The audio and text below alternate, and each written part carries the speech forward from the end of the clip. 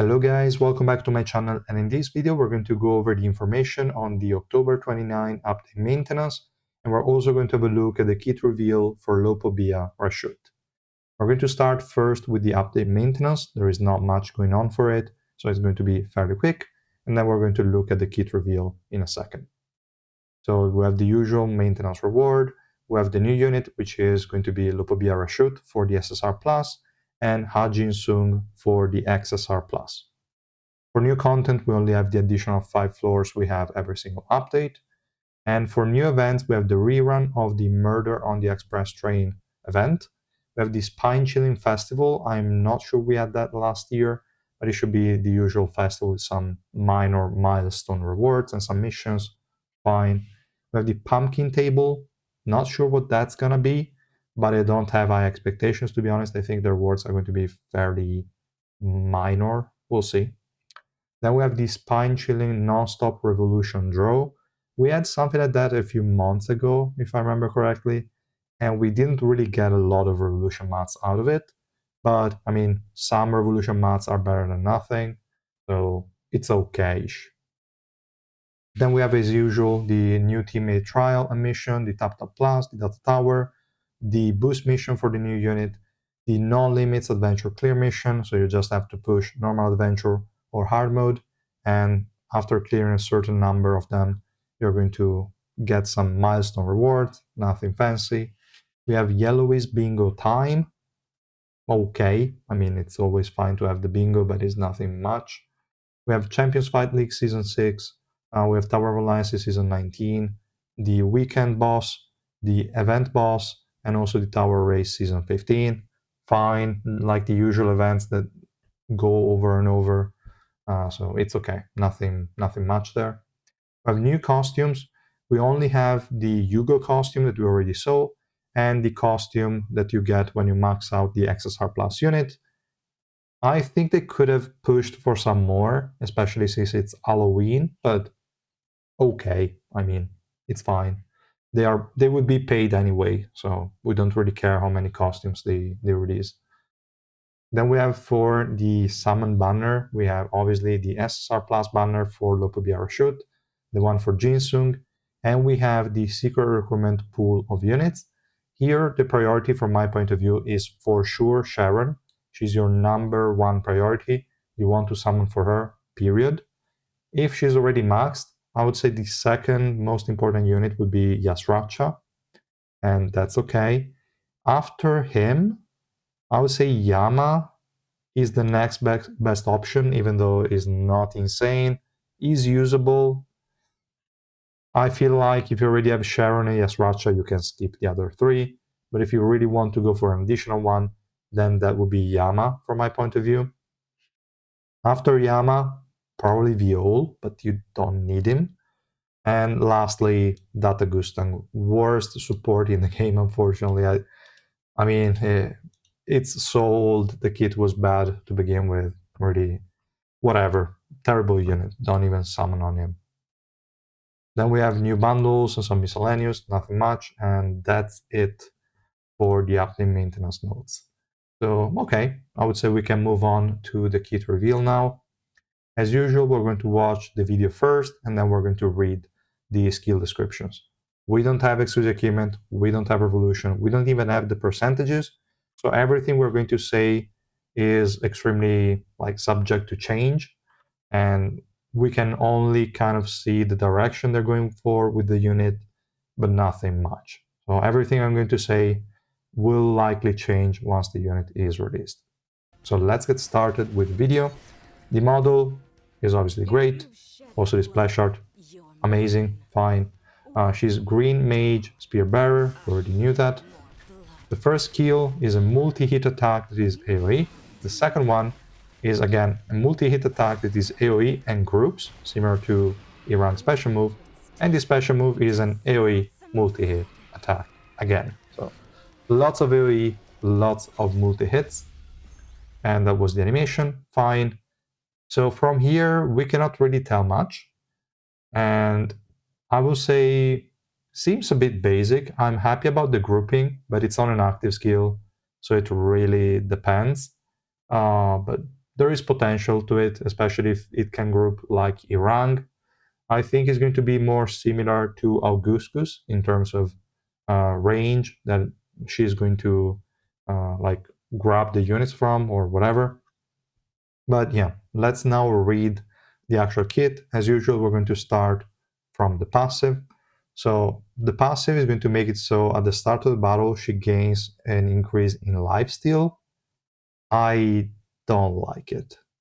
I don't see why. Like lifesteal is never a good thing. It's okay in PvP, kind of, not really.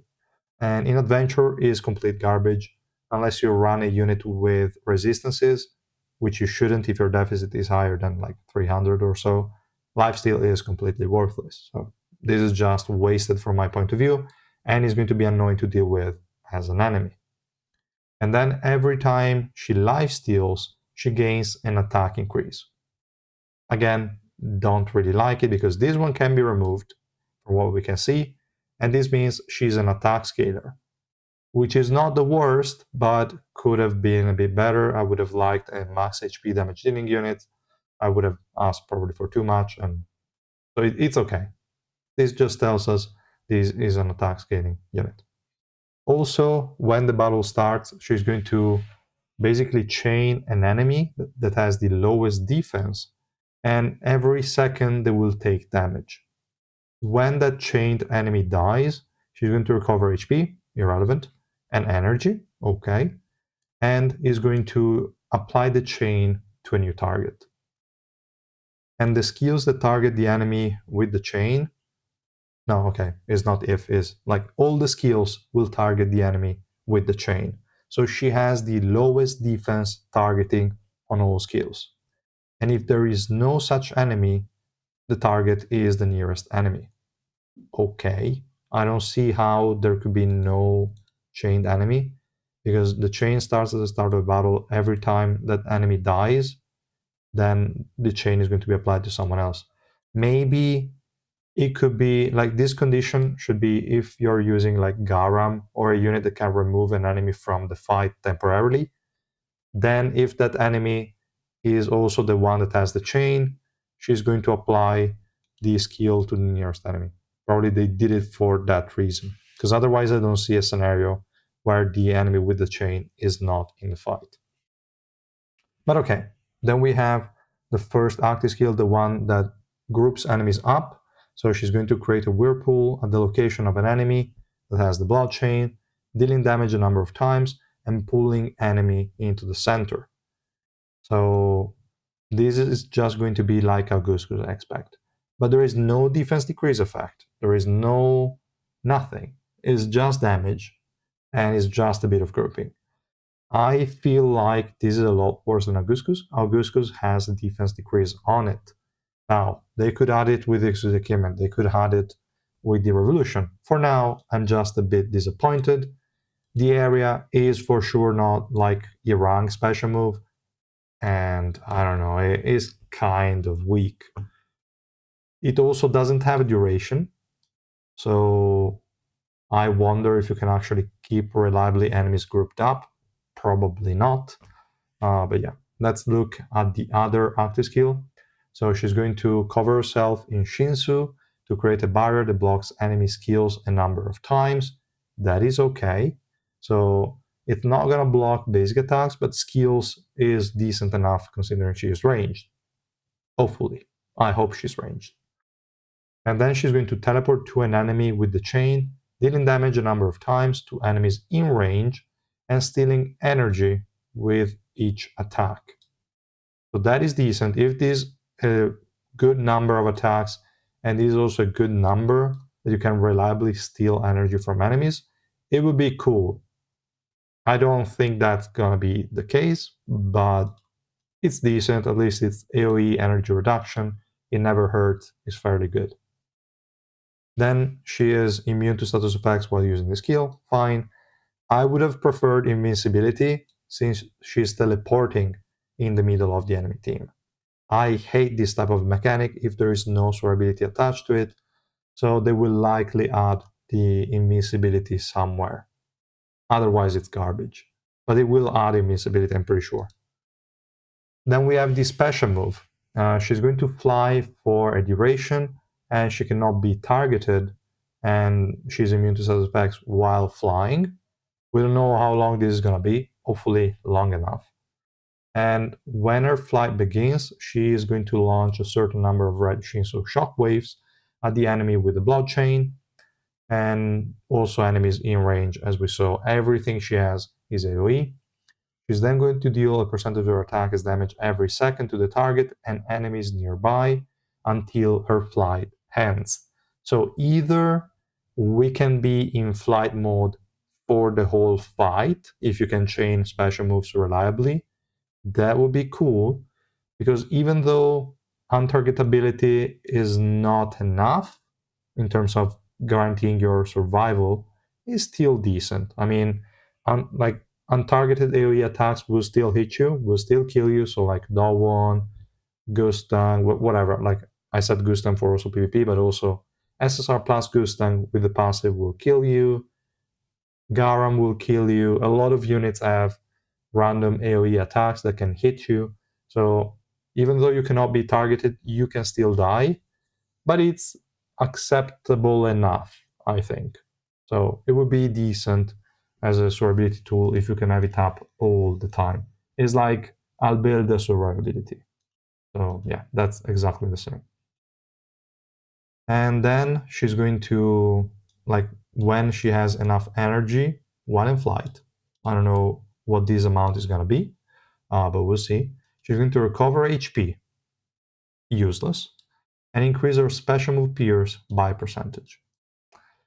So this is the only damage buff that she has in her kit, except for, okay, the attack increase, but that's not a lot. So I'm really wondering what they're thinking for this unit, because she doesn't have a lot of utility. She only has a bit of grouping, a bit of energy, decrease, and steal, whatever. The rest seems to be damage oriented, but she doesn't have buffs in her kit like in Augustus, or debuffs in her kit like in Augustus. So it's kind of tricky at the moment to understand what her role will be. Seems to be more of a DPS type of unit, but really, I don't see her dealing enough damage. Like, she seems to be a DPS, but she needs support to deal the damage. So I don't know. I'm not too optimistic so far. The base kit seems okay, but Exodia Equipment and Revolution will have to do a lot of work if we want this unit to be actually good. And for that reason, I don't think she's going to be a zero dupes unit unless Exodia Equipment is absolutely busted. But with an average Exodia Equipment, I think she will need the Revolution as well for her to perform the right way. So unless you can get her to at the very least Orange 4, Rainbow 5, she is not a unit that I think most people will use.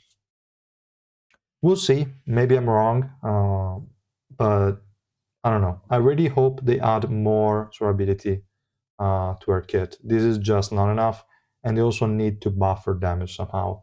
This doesn't feel enough. Now, unless her percentages are crazy, this is not enough. She's also susceptible to, like, subject to the buff removal from enemies, so that's annoying, but I don't know. Not too happy. Not too happy.